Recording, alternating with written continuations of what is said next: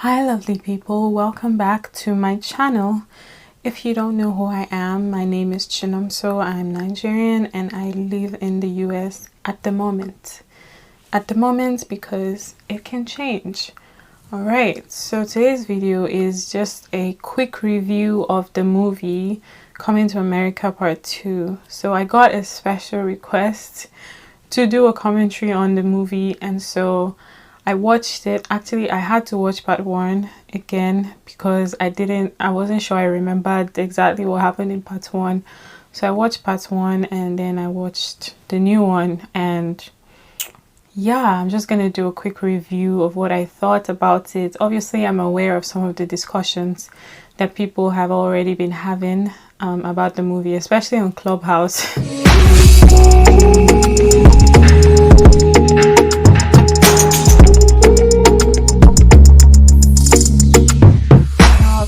General thoughts about the movie. I think that I still prefer part 1. I think a lot of people will agree with me that part 1 was just better, had more of an impact and an effect on us than part 2. I think it's a very light-hearted movie with some lessons, which is nice, but definitely not a serious lesson movie. I really like that they brought back literally everybody that was in part 1, you know, like the main characters. They brought back everybody. I like that. I will also mention that it was very, very, very packed with a lot of stars, a lot of celebrities, famous people.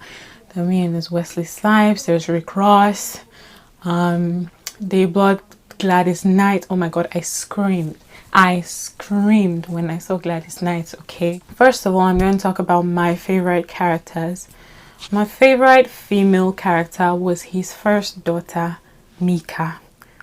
I don't remember what her actual name is, but yeah, in the movie her name is Mika, and she was my favorite female actor.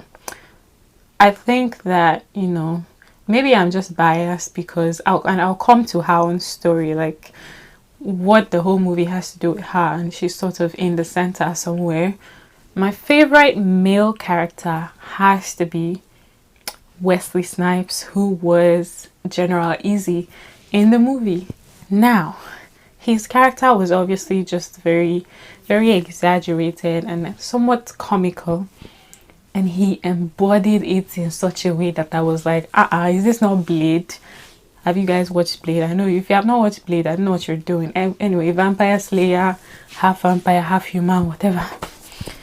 I was like, is this not Blade that is, you know, acting a fool and being so funny? But I loved the way that he just took that character and ran with it. Like, he was definitely my best male character in the movie.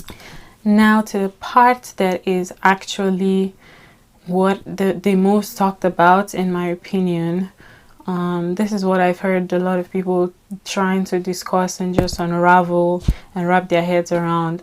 There's a very, very, very important issue that the movie raised, which is just this whole concept of women not being good enough to rule and to lead, and so a man must step in and rule because a woman is just not capable of doing that. Trying to constantly prove ourselves to be just as worthy as any man out there. And I appreciated that the movie, you know, addressed that or tackled that issue.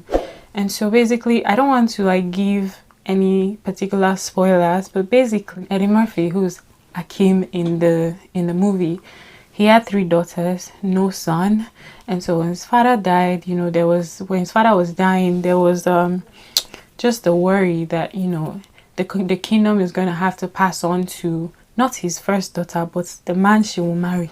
Okay, so she's the first daughter, she's his first legitimate child, but because she's a woman, she cannot rule, and so it must be a man. So it's the man she marries that will, you know, take over. And they're sort of worried, who is this man going to be?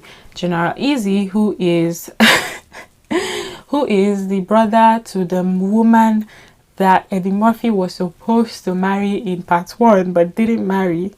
He's, you know, he's over there bitter, obviously angry that they ditched his sister, which is also a valid point. Okay, nobody is talking about how messed up it is that Eddie Murphy ditched this woman. Nobody is talking about how messed up that is, that he left his African queen and went to go and bring an American queen back. Nobody is talking about that one. But anyway, that is a battle for another day. So General Easy, the woman that they ditched, her older brother, he's over there plotting to get his son married to Eddie Murphy's first daughter, so that, you know, last to take over the kingdom and everything. And so basically that's what it is. The woman, even though she's the first legitimate child and she's been training all her life, let me add that, she's been training all her life to lead. You know, she can fight, she's brave, she's all of these things. Even though she's been training all her life to lead, she's still not good enough because she's a woman. And so miracle, all of a sudden the miracle happens, and it turns out he has a child with someone that he slept with in New York. And so they're like, oh my god, we must find this boy because he must come and save us. So many things wrong with that whole scenario. I was so uncomfortable watching this part of the movie. You know, at this point I didn't know how the movie was going to end, so I was furious. Okay, I had so many issues with it, and I'll tell you just a few of my concerns at that moment, because I didn't know how the movie was going to end. So I was just like, how the hell did they think it was okay for this story to develop in this manner? Anyway, let me tell you what my problem with that whole scenario of, oh, there's a boy, you have a son, miracle, and he must come and he must save us. It's this whole narrative of Africans needing an outsider, a foreigner, to come and save them, even though they are well capable of thriving on their own. Now the counter arguments might be, but he's Eddie Murphy's son, you know, he was the son of the king, so technically he's African and all that. But let me tell you where it gets tricky. Now this boy came and they were like, oh, these are all the things you need to learn, these are all the things you need to do in order to become, you know, a prince and then become king, become the heir to the throne. And instead of this boy to calm down, accept these people's culture, calm down, learn what you need to learn, do it, okay, respect the culture, do you know what he did? He basically was like, no, I'm going to do this my own way, I'm going to do this the New York way, and you guys are going to let me do it the New York way because you don't have a choice, you need me. And so I was like, I'm all for letting people be themselves and express themselves however, and that's who he was and all that, but dude, sorry, I was touching my mic, so if it got noisy that time, I apologize. But I'm all for, you know, letting people be themselves and encouraging people to be themselves and all that good stuff. But dude, okay, this is culture, this is tradition and culture that we respect, that we hold dearly. And honestly, as long as it is not harmful, it's not killing anyone, it's not violently harming anyone, it should be respected, okay? Especially if you're coming into their land, you know, it should be respected. And so I was just a little bit pissed off, actually not a little bit, a lot pissed off by the fact that he wanted to do things his own way, and he literally was like, he's gonna bring New York there. And everybody was so excited. Oh my god, what's he doing? He's doing things differently. And I'm just like, what are you guys doing? And I think that Eddie Murphy's response, how he handled the situation initially, you know, hearing that he had a son and automatically just like, oh my god, I have to bring this boy because he's the only one that can save us. I think his response to that and the way everybody just sort of went along with it and forgot about the daughter, it just shows you how difficult it is for people to push back against sexist culture and traditions and you know, you want to fight it, you sort of know that it's wrong, but it's a difficult thing to do, to stand up against it and fight it, and so you kind of just go along with the crowd. I was like, oh my god, this is exactly how people in real life react to sexist situations. They know that it's not the best tradition, they know it's not the best thing to do, they know that they can do better, and they feel bad, but they don't proactively go about trying to change the situation. Another thing I'd like to point out is how, you know, initially the princess being angry and everything, like something that you've worked for, your best rights, they'll just come and carry it from you and go and give one man because he's a man, you know. Initially she was angry and everything, but at some point she actually started working with the prince, the illegitimate son who was to become king. She started working with him and sort of like helping him to complete all the tasks he was supposed to complete in order to become the heir to the throne and all that. And I was like, it's sad, but it's also another part of reality where we just see like women at some point just have to sort of work with these people, these men. Why am I saying these people? Let's call them out. Women have to work with these men who have oppressed them. You just have to at some point, it's like there's almost no point fighting, and you just suck it up, and you have to now work with these men in order to ensure that things run smoothly. And it's crazy, and it's just really like frustrating when I think about it. Now I know I've been bashing this boy a lot, so I just want to mention another counter argument in support of him and everything that he did and all that was that, you know, he was sort of just a pawn, right?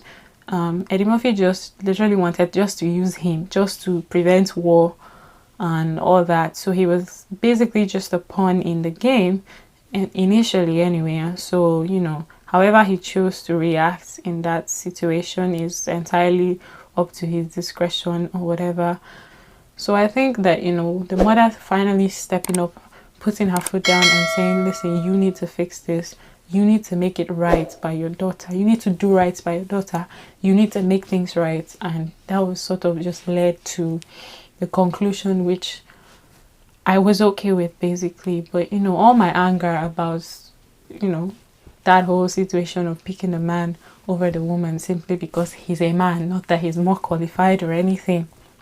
My whole anger was just, you know, as I was watching the movie, I didn't know how it was going to end. So as things were happening, I was reacting, and that's what I'm just, you know, explaining to you guys. But yeah, so in conclusion, what do I think about it?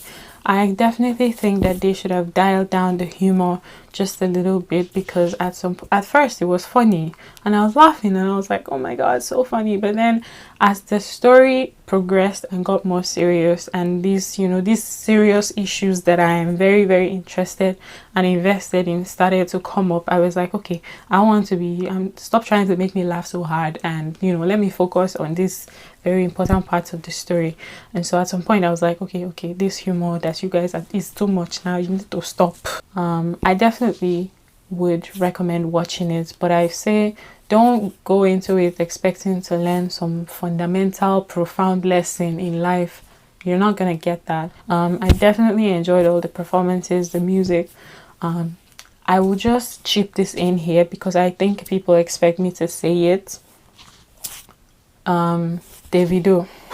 I think that Davido's performance, I fast forwarded that part, I'm not gonna lie. I think that Davido's performance was just ras. It just seemed a bit ras, quite ras, compared to all the other performances that we saw. Maybe it was like a song choice thing, maybe.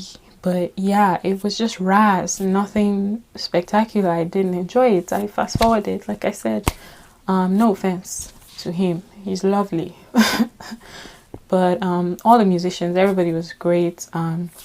Shout out to Burna. I heard that soundtrack at the end. I'm sure people did not stay to listen to the songs. Well, shout out to John Legend too. For John Legend is amazing, man. John Legend is amazing. For all the soundtracks, they were absolutely beautiful. Anyway, so that's all for this video. Like I said, it was a special request, and I hope that I did justice to, you know, trying to review the movie without giving away too much spoiler information. That's all for this video, guys. I will see you in my next video. Don't forget to subscribe if you haven't subscribed. Also, like this video, give it a thumbs up, and drop your comments in the comment section. Have you watched the movie? Let me know what you think. If you haven't watched it, I hope you watch it and just, you know, go into it with an open mind. Don't expect too much and you won't be disappointed. Also, please don't fast forward Davido's parts like me. Yo, I will see you guys in my next video. Thank you so much. I love you guys. Bye.